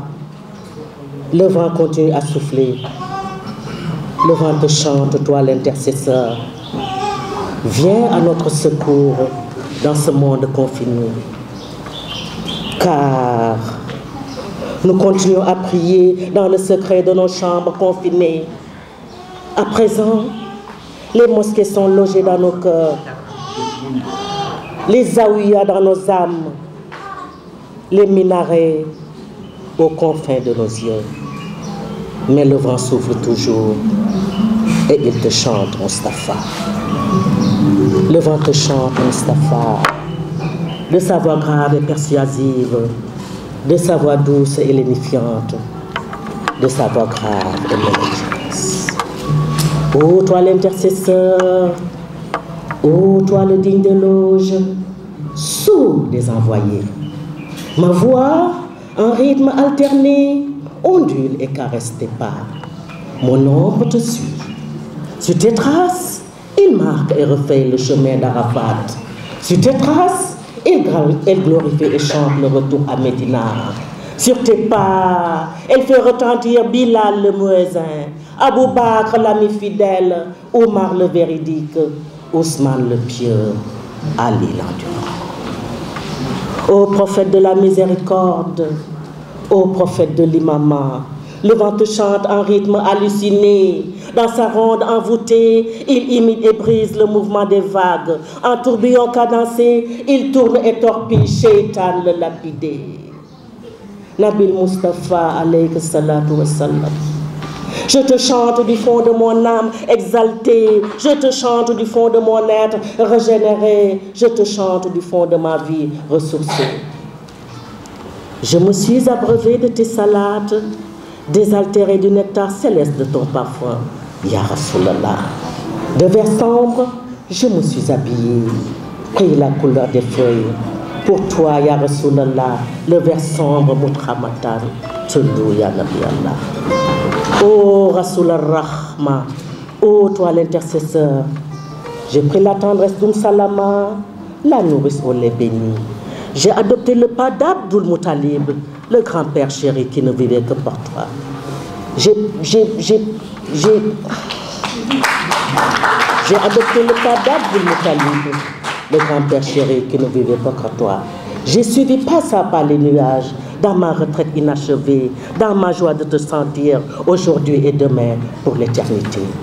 Quand tonne l'orage, que les palmiers en fleurs d'hibiscus, fleurs trèfles superposés, balance et danse. Dans la mouvance de mon âme soumise, le vent te chante, Mustapha. Que tonne d'émotions la foudre, que l'éclair en filtre dispersé suive tes pas, toi le bien guidé. En écoutant les clapotis de l'eau, gouttelettes perlées qui tombent en fine lame. Écoule l'eau du ruisseau et le vent te chante, Mustapha. Ngelawangi sabal, alhamdulillah, ya Rasulullah, alhamdulillah, ya Nabi Allah, alhamdulillah, ya Shafi Allah, alhamdulillah, ya Khair al-Khalqillah.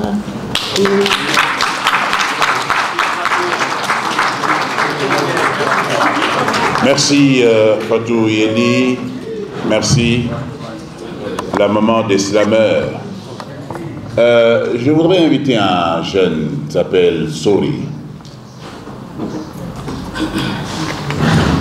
Ça va Sori? Qu'est-ce que tu veux nous présenter là? Hein? Vous le connaissez? Ah bon? Salam alaikum. Goudi, masu goudi, goudi wotoloyi, masu goudi,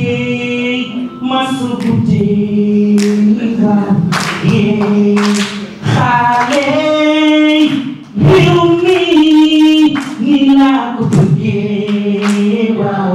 Bismillah ni tekuto, terusa kunyam, tinyan yawe pulpino gulnyule pulkoyam. Sitani biyakhem, bisopi khalat, kifili andoyi li tunkotal yay, ye, khale, yumi, nila kubuge, wow. Sidu so pretty to my time to the wee, wow. Yeah, don't let it Mary. Sheikh Omar Fouti Tali sama Mourni ni lu kutu tariqa Sheikh Ahmed Tidiane ku ci bëgg Seydou sa loxo ci kaw muy xool jamaati tukulóor al rasinooy ku dal fan dundal ba samay ci baawaanooy man nag bokk naa ànd ak jabar bu ñëw bi lii muy Seydou maa ngi jël bis bu baax a baax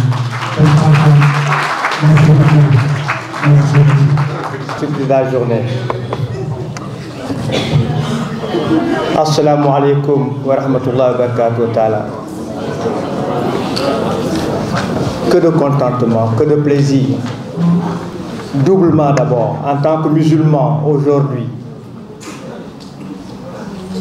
Au moment où certains ont déjà entamé le mois béni du Ramadan et que demain, d'autres commenceront ce mois béni et sacré du Ramadan. Je voudrais souhaiter à la communauté musulmane et à tous nos frères du monde que ce mois soit pour eux un mois de bénédiction, un mois de bonheur, de paix. Et je voudrais le maximum de paix aussi pour notre terre, pour notre monde. Aujourd'hui, en proie à une guerre qui ne dit pas son nom. Que cette guerre qui est là-bas, qu'on pense très loin de nous, et pourtant qui est proche de nous, que cette guerre puisse s'estomper le plus rapidement que possible. Je voudrais maintenant revenir à ce qu'il est convenu de faire chaque fois qu'on prend la parole. C'est d'abord de saluer les autorités ici présentes.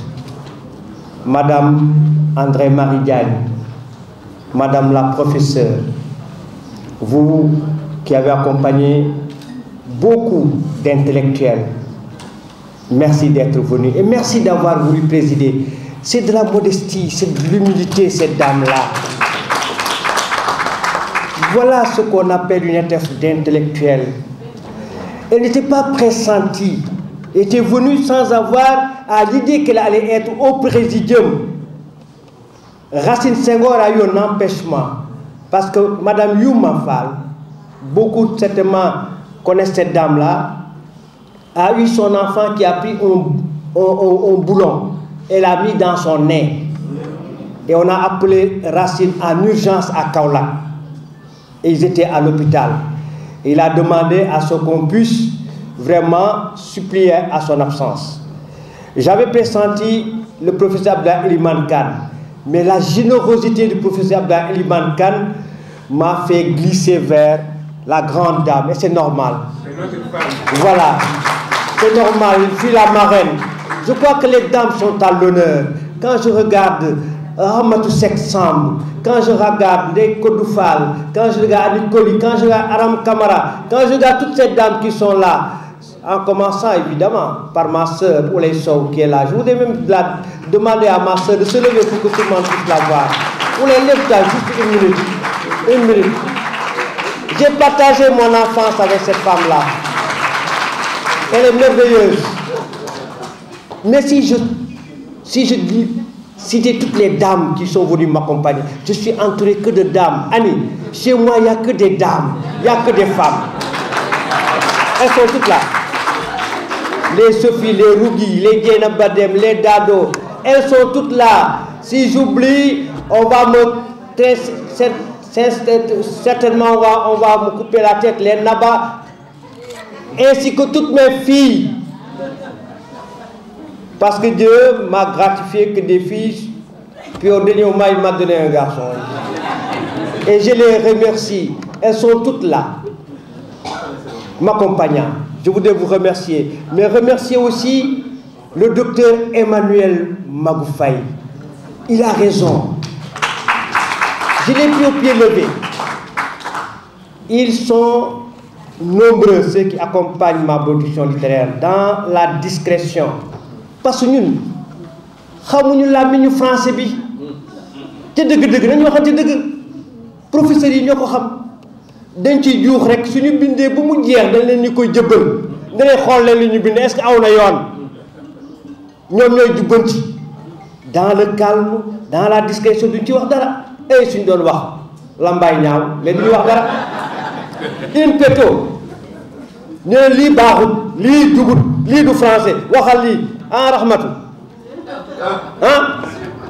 On ne peut pas vous remercier. Vous êtes magnifique de générosité. Je voudrais aussi saluer le professeur Abdoulaye Elimane Kane d'un salut profond que je puise dans mon cœur. Vous êtes toujours présent au grand moment littéraire. Dès qu'on vous appelle, vous êtes là. Sans vous soucier du grand âge. Non, vous refusez le grand âge. Et Dieu fasse que vous ayez toujours cette vigueur qui vous permet de venir nous accompagner. Saluez aussi le président du PEN qui est là avec son bonnet blanc. Machallah, avec son épouse et sa famille. Merci. Saluez honorable député Mamadou Diallo. Il faut se lever aussi, Mamadou Diallo. C'est un écrivain de talent qui est là. Il a produit un livre excellent, Le Soupir du Torodo. Certainement, vous allez pouvoir l'acheter et le lire. Saluez mon marabout. Il reste mon marabout. Djibril Diallo fallait bien, il reste mon marabout. Même s'il n'a pas de bonnet, le marabout n'a pas besoin de bonnet. Le marabout n'a pas besoin de bonnet. Il n'a pas besoin de bonnet. Mais saluez aussi quelqu'un qui est justement un marabout, qui est mon marabout Oustache, qui est là, à côté de Matar Fall. Saluez mon ami Pafay, la voix d'or du Sénégal. Et là, je l'ai connu dans un atelier d'écriture cinématographique parce qu'ils veulent m'amener au cinéma maintenant. Ah, ils veulent m'amener au cinéma. Et on a partagé un atelier. Il m'a dit non, je viens d'animer cette cérémonie. Merci Elédia d'être là. Matar Fall, Timera, je vais citer au vrac, je vais en oublier. Je viendrai par toi, Abdoulaye Diallo. Je vais citer comme ça en vrac parce que Alassane Cissé, ils sont tous venus, machallah, ils sont nombreux, je ne veux pas en oublier. Clarence Delgado, ne te cache pas, il faut...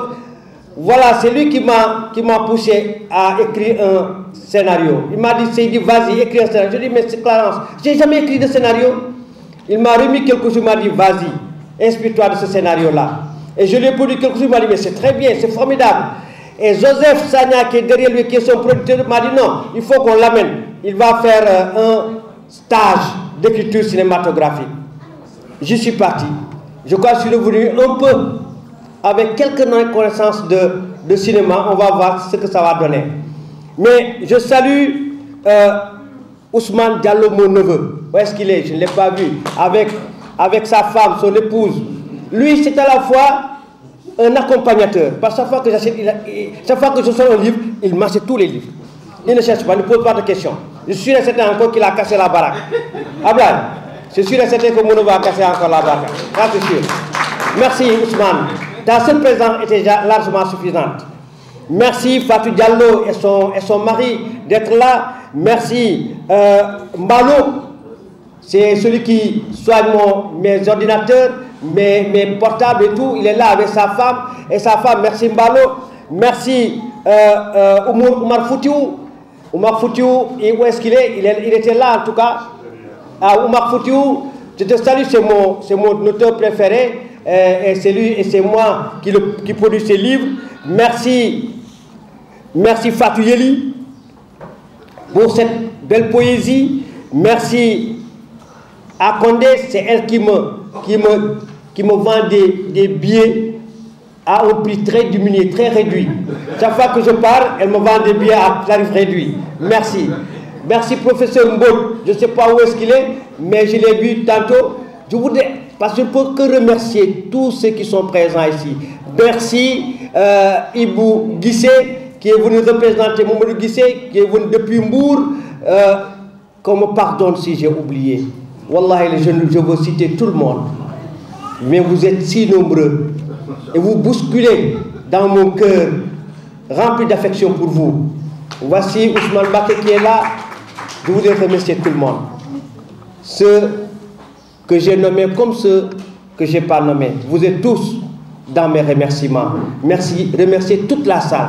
Tous ceux qui ont consacré du temps pour moi aujourd'hui, pour venir fêter avec moi la naissance de ce livre, L'étreint du mal.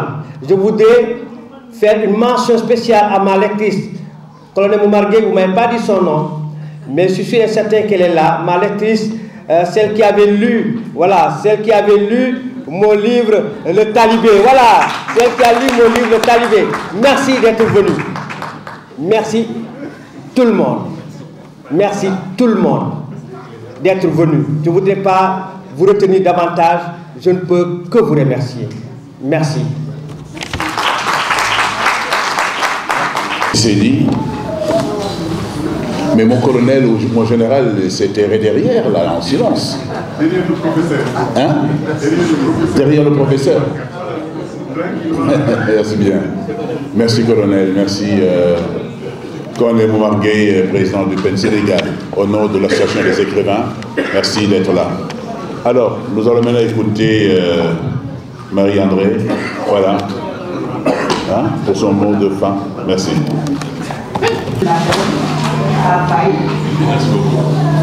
Pas seulement artiste, mais accoucheur d'artistes. Vous nous avez montré ce talent cet après-midi. Difficile pour moi de remplacer le professeur Abdoulaye Racine Senghor. Et je crois que je suis à côté, j'étais à côté de l'auteur, un grand honneur, du directeur du livre et de la lecture, que j'appelle mon dogo, c'est-à-dire mon petit frère, pour la simple raison que nous sommes nés tous les deux dans la même ville, Bobo-Dioulasso. Nous sommes nés dans la même ville, Ibrahim Allo et moi, mais pas la même année. Hein. Je l'appelle Dogo, c'est-à-dire petit frère. Mais c'est déjà un symbole, parce que votre présence dans cette salle, d'abord par la musique qui a commencé à nous accompagner avec cette chora qui nous transportait sur les bords du fleuve Djoliba. Je crois qu'on peut remercier l'artiste pour tous les morceaux qu'il a ressuscités dans nos cœurs. Mais je dirais aussi pour votre patience. Vous avez attendu presque 1 heure que la cérémonie commence et nous vous devions des excuses que nous renouvelons après Emmanuel qui m'avait chargé de le faire. Je voudrais aussi dire que, symboliquement, quand je suis entrée dans cette salle, que j'ai salué les doyens, ce que j'appelle mes maris, mes maîtres, je me suis tournée vers ce côté de la salle. Et Annie m'a demandé où j'allais. J'ai dit, je salue les Adia. Elles sont là. Applaudissez-les. Elles se sont faites toutes belles, depuis les grands-mères jusqu'aux petites filles. Et c'est ça aussi l'originalité de cette salle. Nous sommes en famille, avec des bébés qui nous accompagnent, avec des barbouchenus, avec des têtes couronnées de neige. Diallo Falémé, tu l'as dit tout à l'heure. Mais ce qui m'a surtout plu, en arrivant, en montant tout doucement les escaliers, d'apercevoir l'auteur, tout de blanc, vêtu comme un grand marabout, vous l'avez dit. Et je lui ai dit, vous êtes déjà Seydi, nous allons dire Thierno. Nous allons dire ça parce que de lui à moi, chacun a raconté un peu l'histoire de sa relation à Seydi Sow. Moi, je l'ai découvert à partir du manuscrit de la Reine des Sorciers. Ça va très loin. Nous avions dans le jury des manuscrits détecté son talent, qui n'était pas encore connu du grand public. Et heureusement que nous ne nous sommes pas trompés. Nous avons vu la bonne graine qui se cachait derrière cet écrivain qu'on nous avait présenté comme venant du monde de la santé.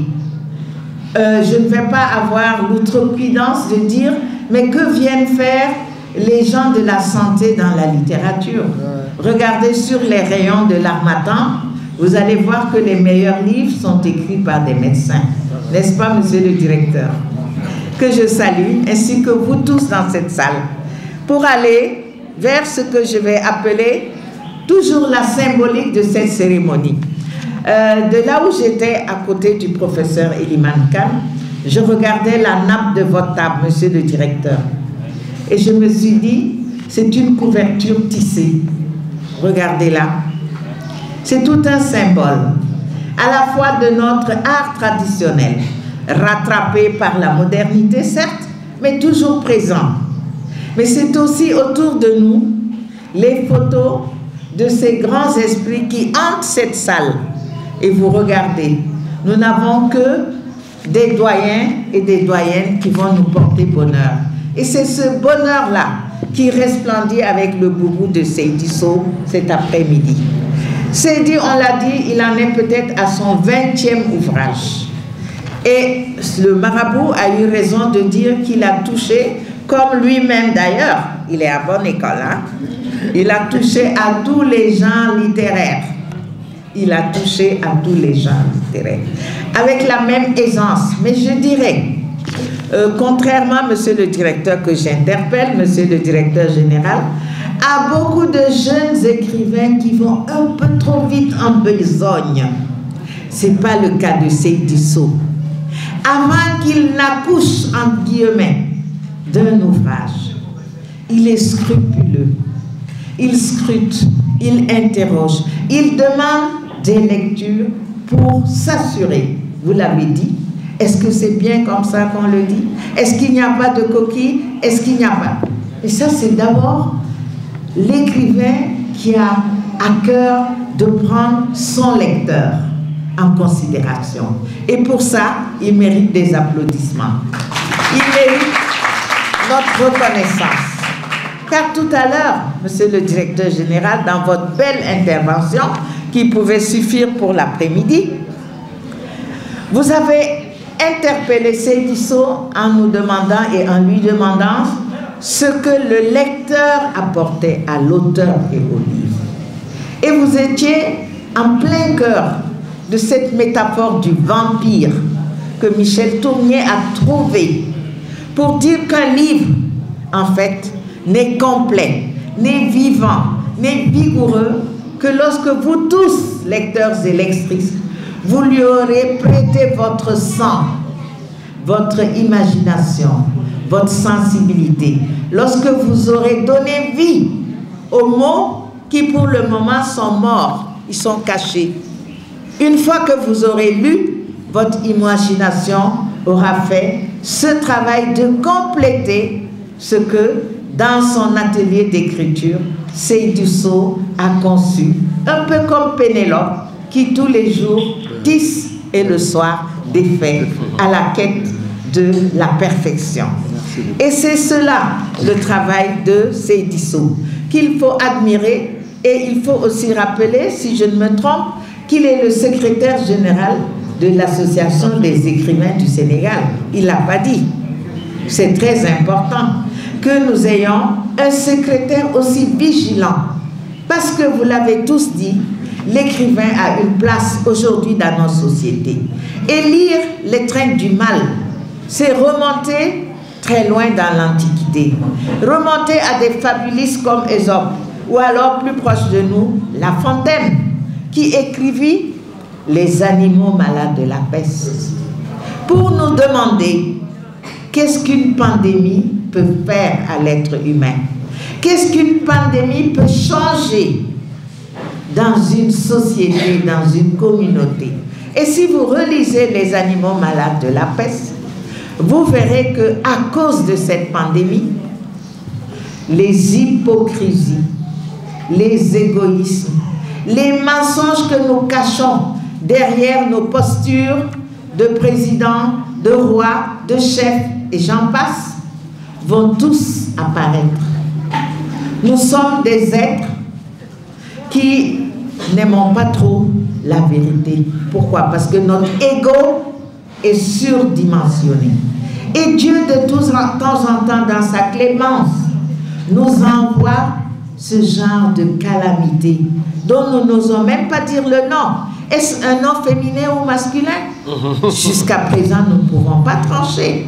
Le coronavirus, mais la Covid-19, il est les deux en même temps, masculin et féminin. Et c'est cette force-là qui fait qu'il ravage la terre. Au point que nous nous tairons tous, nous nous cachons, ou alors comme Angèle, nous essayons de trouver des solutions égoïstes de sortie de crise, des solutions de survie qui peuvent porter préjudice au reste de la communauté. Donc le rôle de l'écrivain, nous le percevons dans la construction de ce personnage dont il a fait une journaliste, autre fonction, autre métier qui a une haute responsabilité dans notre société. Car il s'agit pour l'écrivain, qu'il soit journaliste, historien, sociologue ou, comme je dirais, didacticien, de mettre devant nous un miroir dans lequel nous allons nous regarder, cette fois-ci sans tricher, où nous allons essayer de reconnaître un peu ce que Stendhal appelait la boue du chemin. Si le livre reflète des choses laides, des choses horribles à dire et à montrer, c'est parce que nous en sommes responsables et qu'il nous invite à reconnaître notre responsabilité, à assumer notre part dans le mal qui nous étreint et à essayer d'aller vers des solutions cette fois-ci communes, collectives de survie, parce que nous sommes une société, nous ne sommes pas des individus indépendants les uns les autres. La preuve, la Covid l'a bien compris. Elle n'est pas matérialisée et il suffit que l'un de nous l'ait pour qu'elle puisse contaminer tous les autres. Donc face à une telle malveillance, il nous faut rester unis, il nous faut rester forts. Et c'est un peu ce message que je suis sûre que l'héroïne a compris et qu'elle va essayer de partager avec nous, même au détriment de sa propre santé. Et je ne peux pas finir sans penser à notre grand Albert Camus, dont la peste est plus que jamais à l'ordre du jour. Texte dans lequel il a montré qu'il y a 1001 attitudes face à une pandémie. Mais que d'une façon ou d'une autre, nous ne devons jamais oublier que nous sommes des êtres humains, c'est-à-dire des gens responsables les uns des autres. Nous devons agir, trouver des vaccins, trouver des mots pour accompagner ceux qui souffrent Et monsieur l'auteur, l'écrivain, vous n'êtes pas seul dans la salle. Il y en a bien d'autres qui pourraient témoigner de cet ébranlement profond de notre être que la Covid a causé. Notre monde ne s'est pas senti lourd devant cette muette petite bête, vous l'avez dit Emmanuel, tous les coronas ne pourraient pas, tous les virus ne rempliraient pas une tasse de thé, et pourtant ils ont ébranlé la confiance que l'homme avait en lui-même. Et c'est donc une invitation à nous retourner vers les remèdes que nous connaissons, pas seulement la solidarité entre humains, entre États, entre savants pour la recherche des bons remèdes, des bons vaccins, mais aussi, je crois que face à une telle pandémie, nous redevenons comme de petits enfants qui reconnaissent qu'il y a un créateur et que tout dépend de sa volonté. Je vous remercie. Merci.